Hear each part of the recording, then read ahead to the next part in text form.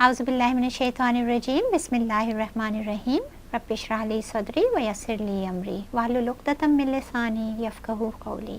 السلام علیکم ناظرین، پروگراموں کا سلسلہ جاری ہے، مرگی، مرض، جنون یا آسیب۔ اسی پروگرام کے سلسلے میں آج ہمارے ساتھ موجود ہیں ملک کے دو بہت ہی مشہور اور معروف ماہرین امراض دماغ، نیورولوجسٹ ڈاکٹر نادر علی سید اور ڈاکٹر بشیر سومرو۔ ناظرین، آج ہم گفتگو کا سلسلہ جیسے جاری رکھیں گے، ہم بات کریں گے اپنے ماہرین سے مرگی کے علاج کا۔ جیسا کہ آپ نے پچھلے پروگراموں میں سنا ہے اور دیکھا کہ اس کی طبی امداد کیسے ہوتی ہے، اس کی تشخیص کی جاتی ہے، اس کے مختلف اقسام ہوتے ہیں، تو اسی سلسلے کو ہم آگے لیتے ہوئے ہم دیکھتے ہیں کہ یہ مرض جب تشخیص ہو جاتا ہے تو اس کے بعد کیا کرنا چاہیے، کیا علاج، جب ڈاکٹر تک آپ پہنچ جاتے ہیں تو یہ ڈاکٹر کیا کرتے ہیں اور آپ کے وہاں تک پہنچنے اس کے مختلف علاج کے طریقہ کار، اور اس سے ہمارے یہ ماہرین آج ہمیں آگاہ کریں گے۔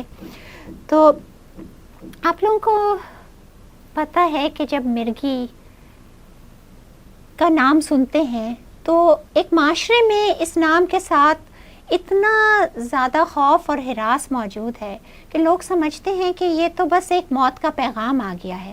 کیا کینسر سے خوف زدہ ہوں کہ جو مرگی کے نام سے خوف زدہ ہو جاتے ہیں، اور ذہن میں سب سے پہلے یہی جاتا ہے کہ یہ تو بس اب زندگی بھر کے لیے گیا۔ کیا یہ مرض قابل علاج ہے بھی یا نہیں؟ کیا یہ مرض بھی ہے کہ نہیں؟ یہی سلسلہ ہمارا مرگی کی آگاہی کے سلسلے کے پروگراموں میں چل رہا ہے۔ تو ہم سوالات اور گفتگو کا سلسلہ شروع کرتے ہیں۔ سب سے پہلے میں پوچھوں گی ڈاکٹر نادر آپ سے کہ یہ مرگی جس کو کہ ہم کہتے ہیں کہ دورہ پڑ جاتا ہے، یہ دوروں کے جو مرض ہیں، مختلف قسم کے دورے، کیا یہ قابل علاج ہے؟ جی، مرگی بالکل قابل علاج ہے۔ اس میں ضروری ہے کہ تشخیص ہو اور پہلے پکی ڈائگنوسس ہو کہ مرگی ہے کہ نہیں ہے، اور اگر ہے تو تمام پیشنٹس کو علاج کی ضرورت ہوتی ہے۔ علاج کے بغیر ان کی اور ان کے ارد گرد گھر والوں کی زندگی بہت مشکل ہو سکتی ہے، اور علاج کے ساتھ 100% نارمل لائف بھی گزر سکتی ہے، family life, professional life, family آگے سب کچھ ہو سکتا ہے۔ تو بالکل 100% قابل علاج ہے۔ مسئلہ یہ ہے کہ صرف 70% لوگ پورے طریقے سے کنٹرول ہوتے ہیں۔ اچھا، 30% جو ہیں ان کو پھر بھی دورے ہوتے رہتے ہیں، اور اس کے اندر بھی اور آپشنز ہیں۔ تو یعنی کہ مرگی کی دوائیاں موجود ہیں، اور اس سے 70% بہت بڑی پرسنٹیج ہے، یہ قابل علاج بھی ہو جاتے ہیں۔ ڈاکٹر بشیر، آپ تھوڑا سا ہمیں یہ بتائیں گے کہ یہ جو 70% ہیں ان کو کس طرح سے کیا ہمارے پاس پاکستان میں بھی علاج ہے، کچھ دوائیاں موجود ہیں؟ دیکھیں، پاکستان میں سب سے بیسٹ دوائیں اویلیبل ہیں۔ اچھا، جس میں 2 گروپ آف دوائیں ہیں۔ نمبر 1، ایک تو وہ ہیں جو فرسٹ ایڈ کے طور پہ دی جاتی ہیں اور فرسٹ لائن تھراپی کہلاتی ہے، یا فرسٹ لائن دوائیں کہلاتی ہیں۔ اور دوسری دوائیں ایسی ہیں جو مریض جن کے تھوڑے مشکل دورے ہوتے ہیں تو ان میں ایڈ آن دوائیں اویلیبل ہیں، جس کو نیور دوائیں کہتے ہیں۔ مگر آج کل کچھ نئے ٹرائلز آ رہے ہیں، تو اس میں جو سیکنڈ لائن دوائیں بھی ہیں وہ بھی انٹراوینس فارم میں بھی اویلیبل ہیں، اور ان کو بھی as a first line recommend کیا گیا ہے۔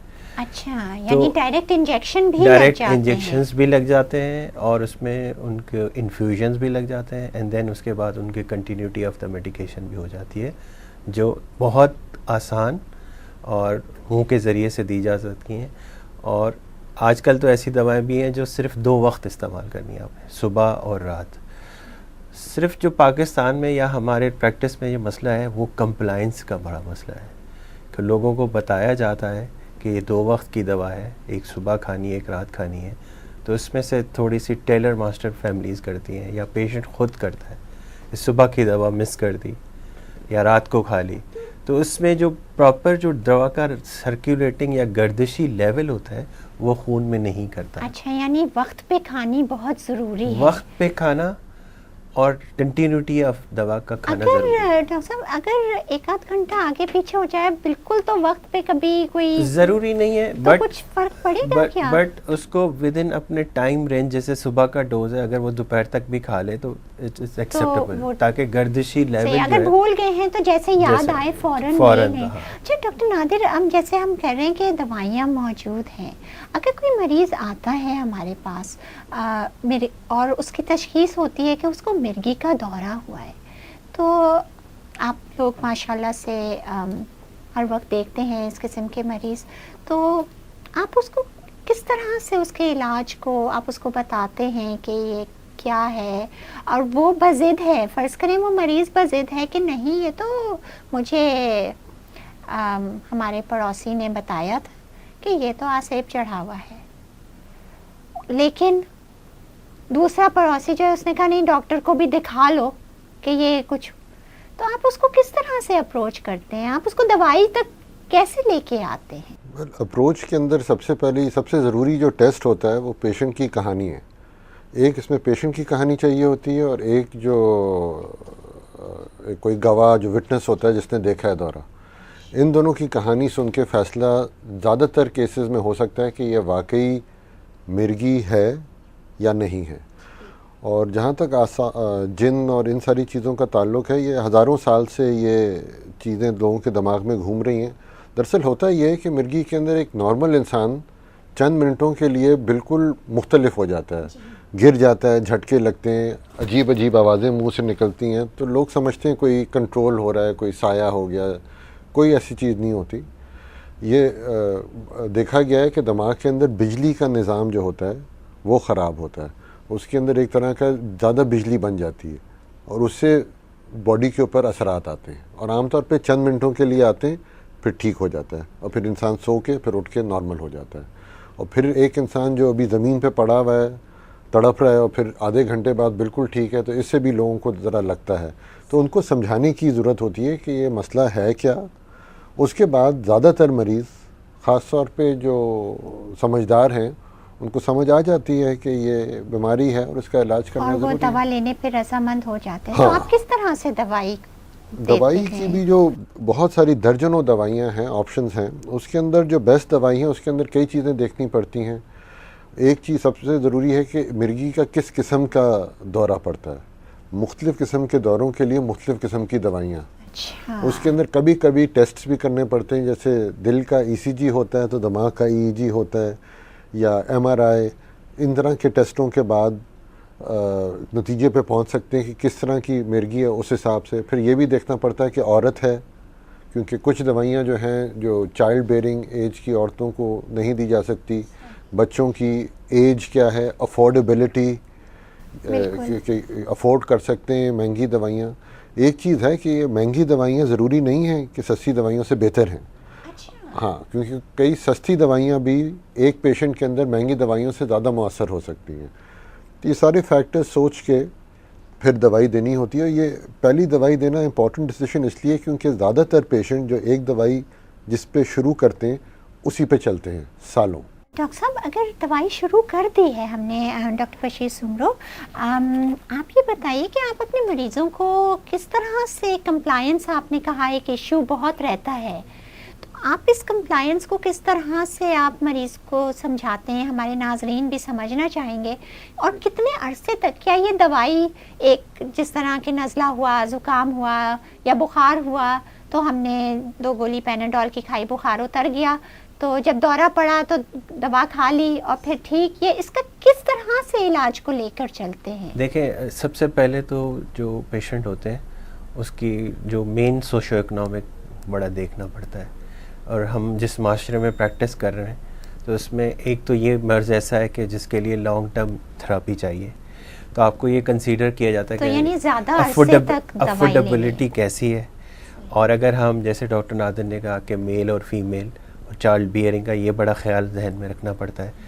پلس ان کا جو ورک کیا کام کر رہے ہیں، تو ان کو دوائیں جو ہم دے رہے ہیں تو تو کیا ان کے ڈیورنگ جو ورکنگ آورس ہے ان کو افیکٹ تو نہیں کرے گا, تاکہ یہ ساری چیزیں دیکھنی پڑتی ہیں. اچھا دوسری بات یہ ہے, when you start some Bedi ہو از آن مرگی کی دوا, تو اس کو سب سے پہلے آپ کو شروع کے چند دن جو ہے نا وہ ان کو پریکاشن سارے بتائے جاتے ہیں کہ یہ ہم دوا اسٹارٹ کر رہے ہیں, اس کے یہ متوقع سائیڈ افیکٹ ہو سکتے ہیں.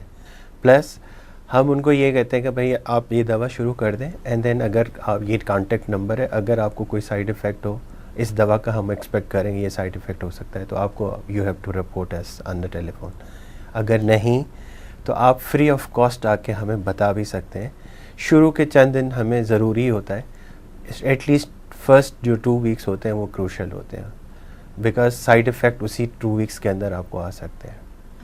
اور جب آپ اتنا کانفیڈنس پیشنٹ کو دے دیتے ہیں تو الٹیمیٹلی پیشنٹ آہستہ آہستہ یوزڈ ہو جاتا ہے, دوا کھانا شروع ہو جاتا ہے. کہتے یہ ہیں ڈاکٹر صاحب آپ لوگ کہ کہتے یہ ہیں کہ بہت سے مریض یہ کہتے ہیں کہ ہم نے کب تک دوا کھانی ہے, اور یہ کہ اس دوا سے ہمارا دماغ تو نہیں معاف ہو جائے گا, اس سے ہمارا جگر تو نہیں ختم ہو جائے گا, ہمارے گردے تو نہیں وہ ہو جائیں گے ڈیمیج. تو یہ ساری چیزیں کیا اس قسم کا دوائیوں میں خطرہ موجود ہے؟ کچھ دوائیاں ہیں جو کہ جگر کو متاثر کر سکتی ہیں, گردوں کو متاثر کر سکتی ہیں, الرجی یا کھال کے اوپر دھبے ڈال سکتی ہیں, ریش ہو سکتا ہے. تو یہ پتہ ہوتا ہے, اور اگر پیشنٹ باقاعدگی سے ڈاکٹر کے پاس جائے اور ڈاکٹر اس کے وہ ٹیسٹ کرتا رہے, مانیٹرنگ کرتا رہے, تو پرابلم نہیں ہوتی. مگر یہ دماغ معاف ہونا کچھ دوائیوں سے خاص طور پہ شروع میں, جیسے چکر یا ڈیزینس اور کنفیوز بھاری فیل ہونا, یہ کافی عام سائیڈ افیکٹ ہے. اور کبھی زیادہ نیند آنا سب سے زیادہ جو کمپلین لوگوں کی ہوتی ہے وہ زیادہ نیند آنا. شروع میں تو کس طرح سے آپ لوگ اکثر مریض آ کے کہتے ہیں یہ مجھے سن رکھ رہی ہے, یہ دوا مجھے سن رکھ رہی ہے. کوئی کام کر رہا ہے اور وہ تو پھر اس کو تو کافی مشکل نہیں ہو جاتا, شروع میں تھوڑا ویجیلنٹ رہنا پڑتا ہے آپ کو. صحیح, لیکن یہ آہستہ آہستہ بہتر ہو جاتے ہیں. اٹ گیٹ ٹالریٹڈ, مطلب ٹالرنس اندر جسم میں بھی آنا شروع ہو جاتی ہے. تو کاؤنسلنگ بہت ضروری ہو جاتی ہے اس میں. لیکن ہم جیسے واپس اسی پہ آتے ہیں کہ ہم دوائی کتنے عرصے تک, آپ کتنے عرصے تک, مطلب ایک شروع میں کیا مریض کو بتاتے ہیں کہ کتنے عرصے تک تم نے دوائی لینی ہے؟ اچھا, کچھ دورے ہوتے ہیں, جیسے کسی کو برین میں ہیمریج ہو گئی, چوٹ ہو گئی, تو کچھ لوگوں کو صرف چند مہینوں تک علاج کی ضرورت ہوتی ہے. کچھ ہوتے ہیں جس کے اندر لائف لانگ, اور کچھ ہوتے ہیں خاص طور پہ جو بچوں کو یا ینگ چھوٹے بالغ لوگوں کو شروع ہوتے ہیں, ممکن ہوتا ہے کہ 3, 2, 4, 5 سال بعد دوائیاں ختم بھی ہو جائیں. مگر زیادہ تر پیشنٹس جو ہوتے ہیں مرگی کے اسٹیبلشڈ, ان کو انڈیفینٹ علاج کی ضرورت ہے, خاص کر کے وہ جینیٹیکلی جو مرگیاں ہیں یا سنڈرومس, یعنی جو کہ پیدائشی موروثی جس کو کہا ہے, اور جن میں کہ کوئی اور بھی نیورولوجیکل ڈیفیسٹ یا کوئی کمزوری ہے, کوئی آپریشن ہو گیا, برین کا ٹیومر تھا, آپریشن ہو گیا, وہاں اسکار بن گیا, یا پہلے فالج ہو گیا اور اسکار بن گیا, تو ان لوگوں پر تھوڑا سا ہمیں لائف لانگ دوا. جب ہم نے شروع میں گفتگو کا آغاز کیا تھا تو ڈاکٹر صاحب نے, ڈاکٹر نادر نے ہمیں کہا کہ جس قسم کی مرگی ہے اس کے حساب سے دوائی کو چنا جاتا ہے. ڈاکٹر بشیر, آپ نے کہا کہ بہت ساری دوائیاں ہمارے پاس پاکستان میں بھی موجود ہیں, اور اس کے لیے ہمیں کوئی باہر سے امپورٹ نہیں کرنے کی ضرورت. اگر کسی کو مرگی ہے تو تقریباً کمپریہنسو علاج ہم پاکستان میں فراہم کر سکتے ہیں. ساری چیز ایک پراپر ماہرانہ تشخیص کی ہے کہ وہ مرض مرگی ہے تو دورے پڑ رہے ہیں. وہ دورے کس قسم کے ہیں کہ ہم کون سی, تھوڑا سا اس پہ الیبوریٹ کریں گے؟ سب سے پہلے میرے خیال میں ہمیں خود کنونس ہونا چاہیے کہ کوئی بھی پیشنٹ آ کے کوئی بھی بتاتا ہے کہ ہم پہلے کنونس ہوں کہ یہ دورہ ہے, اور یہ دورہ اگر ہے اور ایک سے زیادہ ہو رہے ہیں اور یہ مرگی کا دورہ ہے, تو دین پھر اس کو تھوڑا بہت, جیسے ڈاکٹر نادر نے پہلے ہی بتایا, کہ EEG کے ساتھ پروف کریں کہ ٹائپ آف دا دورہ کون سا ہے. جب ٹائپ آف دورہ آپ نے کنونس ہو گئے کہ یہ دورہ اور یہ ٹائپ ہے, تو اس حساب سے پھر سلیکشن آف دوا ہوتی ہے, اور پھر سلیکشن آف دوا according to the age wise ضروری ہے. بچہ ہے, اچھا ایج سے بھی فرق ہے, جینڈر سے بھی فرق ہے کہ بالکل, اور قسم پہ بھی. اب قسم پہ ہم تھوڑا سا آتے ہیں, جیسے ہم نے تشخیص میں مرگی کا وہ کیا کہ ایسے دورے ہوتے ہیں جو بچوں میں پڑتے ہیں جس میں کہ صرف سٹیر کر کے اور گر جاتے ہیں. ایسے دورے ہوتے ہیں جس میں کہ بے ہوش نہیں ہوتے بلکہ خالی اپنے بس ہاتھ یوں کر رہے ہیں یا خالی منہ چلا رہے ہیں, ایک کنفیوژن سی وہ ہے. اور کچھ دورے ایسے ہوتے ہیں کہ ایک دم سے بس گرے اور جسم اکڑ گیا اور جھٹکے آ رہے ہیں. کچھ ان تینوں کا مخفف بھی ہوتے ہیں. مختلف دوروں کے ہم نے ذکر کیا, پروگرام کا سلسلہ جاری ہے. تو آپ یہ بتائیں کہ اس میں کس طرح سے کوئی خاص قسم کی دوائیں آپ کس طرح سے چنتے ہیں, کیسے؟ جیسے کہ آپ نے بتایا ہی کہ مریض کی سنی کہ اس نے کیا فیل کیا, گواہوں کی سنی, تو اس سے آپ نے اندازہ کر لیا کیسا دورہ ہے. پھر اس کو ایک بچہ ہے بالفرض اور اس کو اس قسم کے وہ ہو رہے, تو کیا اس کی دوائی الگ ہوگی بالکل, اور وہ جو ایک ایڈلٹ ہے جس کو برا دورہ پڑ رہا ہے, یہ حالانکہ ہے مرگی؟ جی بالکل. I think Hare seizure type کو آئیڈینٹیفائی کرنا ہوتا ہے, یا زیادہ تر سب سے ہیلپ فل چیز ہوتی ہے کہانی سے ہی سمجھ آ جاتا ہے. پھر جس طرح ڈاکٹر بشیر نے بالکل صحیح کہا, ای جی میں بھی کبھی کبھی ان کا دستخط ہوتے ہیں مختلف مرگی ٹائپس کے جو کہ آپ ریکگنائز کرتے ہیں اور اس حساب سے ہوتا ہے. تو اس میں مرگی کی آپ کی بات صحیح ہے. یہ ہوتا ہے کچھ لوگ بس 5 سیکنڈ کے لیے آنکھیں بلنک کرتے ہیں, دیکھتے ہیں اور چپ ہو جاتے ہیں, پھر واپس بولنا شروع کر دیتے ہیں.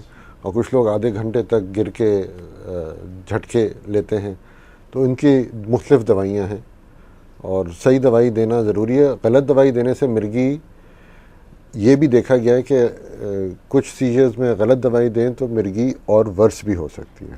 تو یعنی کہ اگر صحیح تشخیص نہیں کر سکے تو ناظرین یہ بہت پتے کی بات ہمارے ماہرین بتا رہے ہیں کہ جب مرگی کی اگر تشخیص ہوئی ہے کہ یہ مرگی ہے تو وہ کس قسم کی ہے, وہ تشخیص کرانا ایک ماہر سے بہت اہم یوں ہو جاتا ہے کہ کبھی کبھار یہی دوائیاں جو ایک قسم کی مرگی کو ٹھیک کرتی ہیں وہ دوسرے قسم کی مرگی کو بگاڑ بھی سکتی ہیں اور ورس بھی کر سکتی ہیں.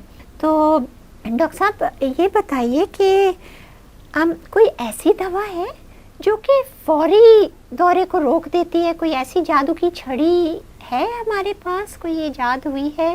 دیکھیں جو سلانے والی دوائیں ہوتی ہیں نا, خاص کر کے جو بینزوڈائزپین گروپ ہوتا ہے, وہ آپ کو ایز اے ایمرجنسی طور پہ انٹراوینس مینس کہ نس کے ذریعے سے پیشنٹ کو آپ انفیوز کر دیتے ہیں, تو ایٹ لیسٹ جو ان کو ہوتے ہوئے دورے ہیں وہ اسی وقت ختم ہو جاتے ہیں, ایبارٹ ہو جاتے ہیں. اور وہ ایسی دوائیں ہیں جو ایمرجنسی کی سچویشن میں یوز ہوتی ہیں, ہر وقت نہیں ہو سکتی. اچھا وہ بھی کسی مستند جگہ پہ مانیٹرڈ بیڈ پہ لگ سکتی ہیں ہسپتال کے اندر. گھر میں بھی آپ نہیں لگا سکتے کیونکہ اگر اس میں خدا نخواستہ انفیوژن تیز ہو گئی, کم ہو گئی, یا ریشو جو ڈائلیوشن کا وہ زیادہ ہو گیا تو اس میں پیشنٹ کو کمپلیکیشنز ہو سکتی ہیں. تو اس لیے ایمرجنسی کی دوائیں مختلف ہوتی ہیں اور جو ڈیلی بیس پہ مینٹیننس دوائیں ہوتی ہیں وہ ڈفرینٹ ہوتی ہیں, اور جو لانگ ٹرم آپ کو دوائیں دینی ہوتی ہیں اس کی مقدار, ان کی dosage according to the body weight دی جاتی ہے. اچھا یہ بتائیے ڈاکٹر صاحب کہ یہ دوائیاں ایک مسلسل لیتے رہنی ہوتی ہیں یا جب دورہ پڑا اس کے بعد لینی ہوتی ہے, یا ایسا ہوتا ہے کہ دوائیاں مسلسل لیتے رہیں اور اگر دورہ پڑا تو ایک دوا اوپر سے لیں؟ جس طرح اکثر مریض ہمارے پاس آتے ہیں اور وہ یہ کہتے ہیں نا جی دورہ پڑا ہم نے ایک فلاں گولی دوبارہ کھلا دی, تو کیا یہ ایسا کرنا صحیح ہے؟ یہ جو ڈاکٹر جو دیکھ رہا ہے پیشنٹ کو, وہ ہر پیشنٹ کے لیے فرق ایڈوائس ہونی چاہیے. جو ریگولر دوائیاں وہ تو کھانی ہی کھانی ہے, سیجر ہو یا نہ ہو. پھر کچھ پیشنٹس کو کچھ ہوتی ہیں, یہ جس طرح ڈاکٹر بشیر نے بینزوڈائزپین کا بتایا, وہ قطروں کی دورہ ہو تو قطروں کے حال میں منہ کے اندر دے دیا جاتا ہے. اور کچھ ہوتے ہیں جن کو کہا جاتا ہے کہ ایکسٹرا ڈوز بھی لے لیں اگر ان کا ہمیں لگتا ہے, شبہ ہوتا ہے کہ لیول کم ہے اور ہمیں ڈوز بڑھانے کی ضرورت ہے. مگر یہ بات میں کہنا چاہوں گا, زیادہ تر دورے 1 یا 2 منٹ سے زیادہ نہیں ہوتے. تو اسی لیے لوگ سمجھتے ہیں کہ جوتا سنگھانے سے دورہ ٹھیک ہو جاتا ہے. دراصل جو چیز 1 منٹ میں ٹھیک ہوتی ہے, آپ جوتا سنگھائیں یا ہار پہنائیں, وہ 1 منٹ میں ٹھیک ہو جائے گی. اس کا یہ مطلب نہیں کہ وہ جوتا سنگھانے کی وجہ سے ہوا ہے, مگر کچھ بہت ایک مائنورٹی ہوتی ہے پیشنٹ کی جو لمبے سیجرز کھنچتے ہیں. تو 5 منٹ سے لمبا اگر کسی کا سیجر کھنچ گیا, ان کو فوراً ایمرجنسی روم لے جائیں, ان کو گھر کے اندر خود سے زیادہ نہ کریں. اور پھر وہ جو آپ نے ایمرجنسی والی چیزیں بتائیں, پھر ہاں ایمرجنسی کی جو دوائیں ہیں اور مانیٹرڈ. بالکل. ایک بات بتائیں کہ کیا کوئی اور طریقے بھی ہیں دوائیوں کے علاوہ؟ آپ دیکھیں لوگ حکیموں کے پاس بھی جاتے ہیں, تو کچھ وہ کوئی اور بھی علاج ہیں اس کے, یا صرف دوائیاں ہی ہیں؟ علاج تو ہر کوئی کلیم کرتا ہے. ایک جو جادو سلفی والا بابا ہے وہ بھی کلیم کرتا ہے کہ میں نے آگ لگا دی, آسیب چلا گیا, تمہارے ایپیلیپسی چلی گئی. یا جو ہومیوپیتھک ڈاکٹر ہے اس کے پاس بھی ایک قطرے ہوتے ہیں, ڈراپس ہوتے ہیں, وہ بھی دوائی. مقصد کہنے کا یہ ہے کہ یہ تمام علاج موجود ہیں, بٹ جو پراپر جو طریقہ کار ہے مرگی کو ٹریٹ کرنے کا, وہ ایک مستند ڈاکٹر کے پاس ہے جس کے پاس نالج ہے, اس مرض کی نالج ہے. کسی قسم کی کوئی ڈائٹ سے یا کسی چیز کے کھانے میں پرہیز سے اس کو فائدہ ہو سکتا ہے دونوں کو؟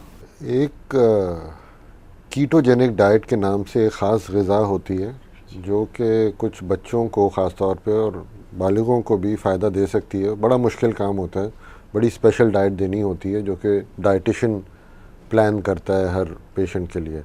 مگر عام طور کی ڈائٹ میں کوئی مسئلہ نہیں ہے. تو کسی کو اگر ایپیلیپسی یا مرگی ہے وہ نارمل زندگی گزار سکتے ہیں, کسی چیز سے پرہیز نہیں ہے سوائے ڈرائیونگ, سوئمنگ, جب تک ان کے سیجرز کنٹرول نہ ہو. اس کے علاوہ سب کچھ کر سکتے ہیں.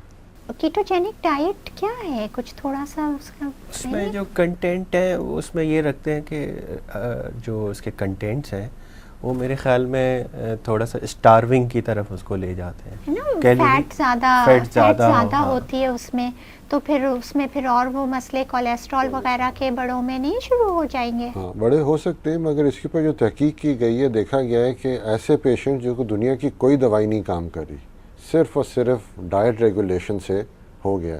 مگر میں یہ نہیں کہنا چاہوں گا کہ سب کے لیے یہ چیز ہے, مگر کچھ پیشنٹس بینیفٹ کر سکتے ہیں. تو یہ بھی ایک چھوٹا سا ایک امید کی کرن ہے. اس کے علاوہ بھی کچھ اور کر سکتے ہیں, کوئی آپریٹ کر سکتے ہیں؟ ایسا ہے کہ وہ بھی اس میں بھی آپ کو نیوٹریشنسٹ کی ضرورت ہوگی, اور سب تو وہ ڈاکٹر سے رجوع کرنا اور اس کو ڈسکس کرنا.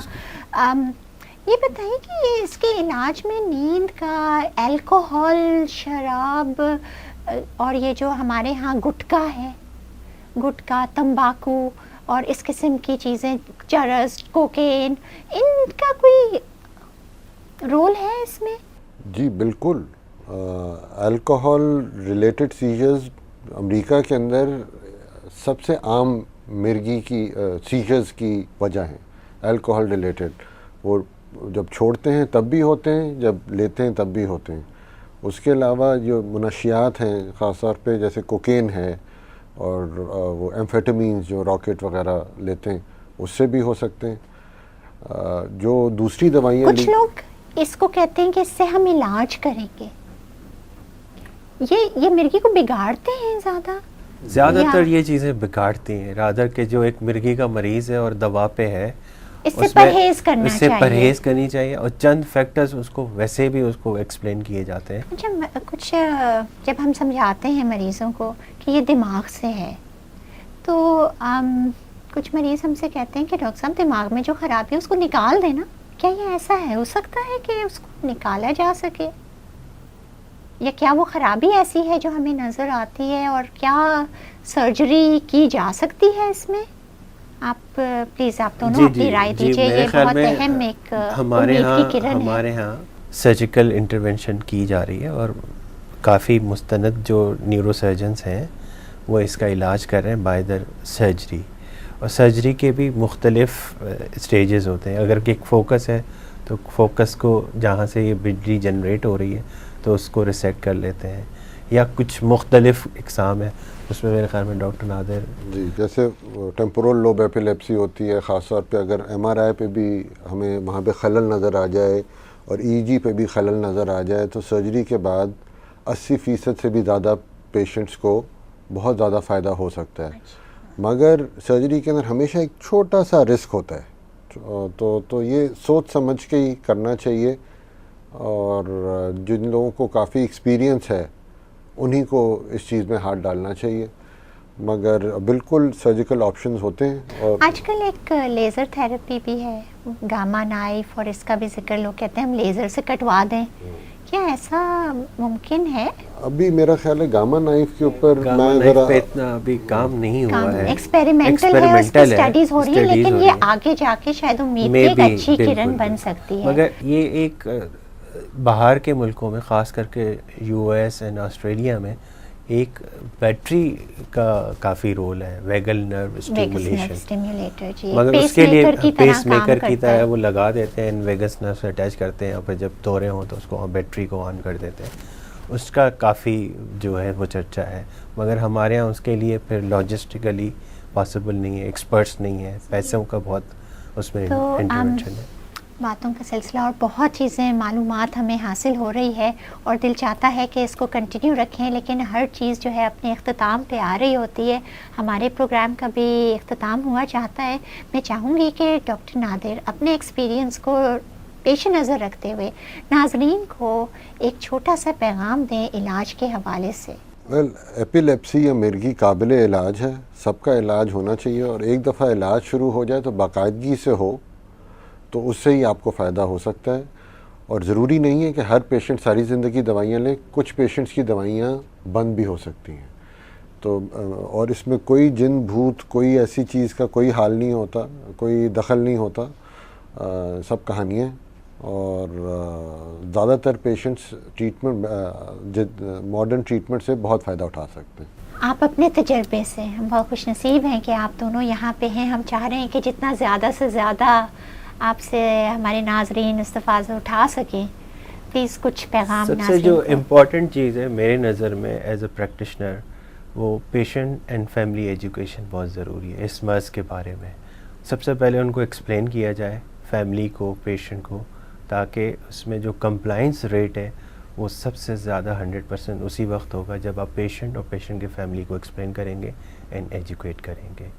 نمبر 2، صحیح دورے کو تشخیص کرنا، آئیڈینٹیفائی کرنا، اور صحیح دوا کو اس میں پرسکرائب کرنا امپورٹنٹ ہے. بہت بہت شکریہ ڈاکٹر صاحبہ. ناظرین، پروگرام مرگی، مرض، جنون یا آسیب کے ساتھ میں ہوں ڈاکٹر فوزیہ صدیقی، اور اس کے علاج کے بارے میں ہم نے جو باتیں سنی، اور میرے خیال سے ہمارے ماہرین کا جو میسج تھا وہ بالکل مکمل، کہ یہ قابل علاج مرض ہے، اور اس کا پلیز تشخیص کرا کے علاج کرائیں. انشاءاللہ زندگی بہت بہتر ہوگی. اپنا بہت خیال رکھیے گا. بہت بہت شکریہ. اللہ حافظ.